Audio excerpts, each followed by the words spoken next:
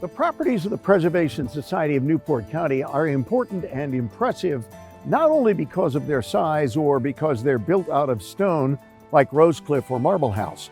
There are other houses, we call them the smaller houses, such as Kingscote behind me, or Chepstow, the Isaac Bell House, or Hunter House, which are smaller and earlier, but equally important. So, this building was originally conceived by the American designer Richard Upjohn for a Georgia plantation owner in the 1840s.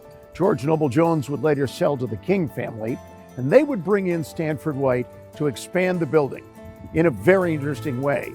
Because what they did was they split the building in half, that side and that side, originally Upjohn's work, but in the center, you have the new wing, which was Stanford White's work.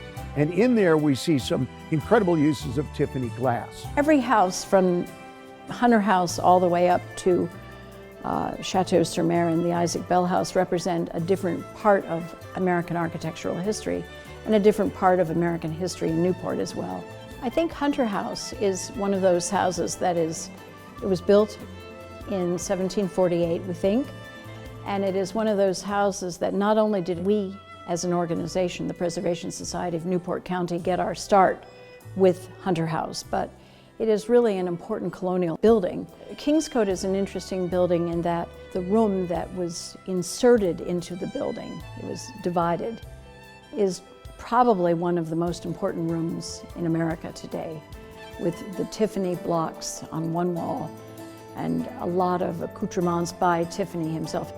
Finding interesting design features is what we always look for when we're touring the houses of the Preservation Society.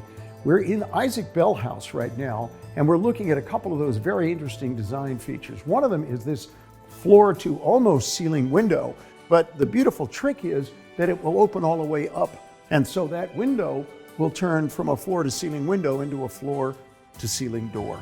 Indoors and outdoors, moving back and forth, the great movement of light in the house. It's an important part of a design school called the shingle style. Shingle style predates the emergence of Frank Lloyd Wright and the Prairie School, but there is a real mixture of many of the same kind of design elements, particularly the use of materials from the earth itself. Houses like this, as well as houses like Chepstow, Kingscote, Hunter House, and even Brayton House at Green Emeralds, are houses that give us that feel for American architecture in an earlier age, in a sometimes simpler age, but also a sometimes much more sophisticated age.